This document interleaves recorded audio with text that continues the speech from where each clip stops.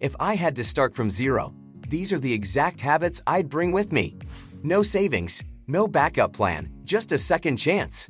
If I had to start all over again, these are the 10 habits that helped me go from stuck and overwhelmed to building my first $10,000 in real, sit-in-the-bank savings. This wasn't luck.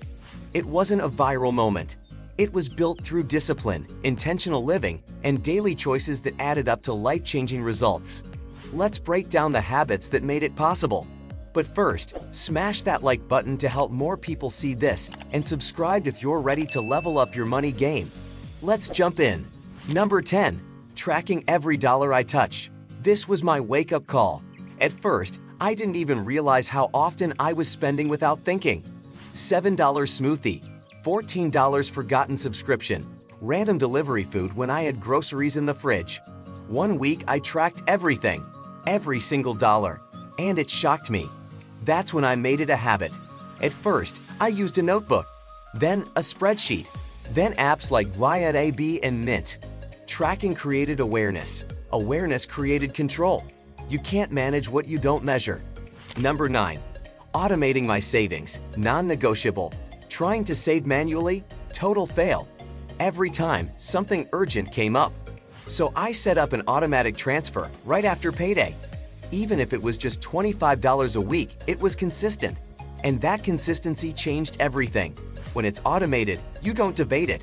You just let the system work for you. And before you know it, your savings grow silently in the background. Number 8. Living below my means, even when I didn't have much. Most people spend more as soon as they earn more. I did the opposite. If I made $2,500 a month, I lived like I had $2,000. Bonuses, straight to savings or debt. Cooked at home, bought secondhand furniture, cut my own hair for a year. Didn't upgrade my phone unless I had to. This wasn't deprivation, it was freedom. The breathing room gave me peace of mind and forward momentum. Number 7. Setting specific, time-bound financial goals. I want to save money doesn't cut it, but I want to save $10,000 in 12 months. That's a plan. That's $833 per month, about $28 per day. Suddenly, it's measurable, trackable, doable. I made a visual tracker, crossed off progress weekly, and that little dopamine hit. Powerful. Clarity beats hope. Numbers plus deadlines equals real results. Number 6. Learning to say no without guilt. I used to say yes to everything. Dinners, trips, events, not because I could afford them, but because I didn't want to look cheap. But every yes to something unaligned was a no to my own future. So I started saying no, politely. I'm budgeting right now. Let's do something low cost. I'll catch you next time. It felt awkward at first, but then it felt empowering. And the real ones, they understood. Number 5. Turning spare time into extra income. This was a game changer. Instead of binging Netflix every night, I started freelancing, flipping thrift finds, tutoring, even selling stuff I didn't use. $20 here, $50 there, it added up fast. I used every dollar to pay off debt or grow savings. Side hustles led to new skills. Skills built confidence. And suddenly, I wasn't depending on just one paycheck. Free time is financial gold if you use it wisely. Number 4. Avoiding bad debt like my life depended on it. Carrying a balance on my credit card used to feel normal. It's only a little interest, right? Wrong. That little interest was quietly stealing hundreds from me.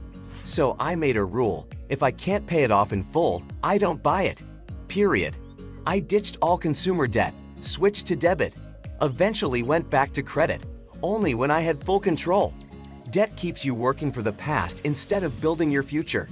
Number 3. Investing in my skills before anything else. Before I ever touched stocks or real estate, I invested in me. Courses on freelancing, books on money, mindset, productivity. Free videos on YouTube about communication and negotiation. One skill helped me double my freelance rates. Another helped me negotiate a better salary. The better you are, the more value you provide. And value. Value creates income. Number 2. Building a peace of mind emergency fund. Before investing, I built a buffer. 3 months of essential expenses, rent, food, bills. I didn't touch it unless it was a real emergency. and just having it changed my life. Sudden car issue? No panic. Unexpected medical bill? Covered. That fund gave me courage to take smart risks because I wasn't acting from fear. It's not a luxury, it's step one. Number 1. Staying consistent, even when it felt slow.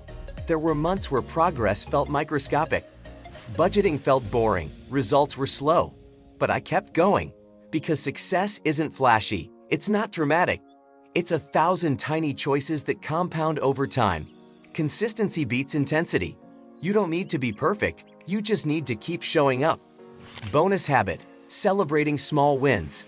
When I hit my first $1,000, I celebrated. Not by blowing it, but by acknowledging it. I shared the win with a friend. I felt proud. I reminded myself, I'm not just saving, I'm building freedom. Don't wait for the finish line. Celebrate the journey. Each win is proof that you're changing your life. Final thoughts.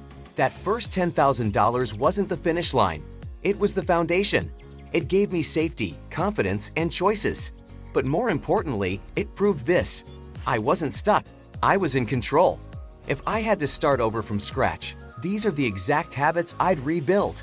Not flashy tricks, not overnight hacks, just real, time-tested principles that work. And here's the best part: anyone can do this. You don't need a high-paying job, rich parents, or luck. You need discipline, patience, and a plan. If this video helped you, show it some love. Hit that like button, subscribe for more honest money tips, and drop a comment with the habit you're going to start today. Let's build this thing together. Your first $10,000 is closer than you think.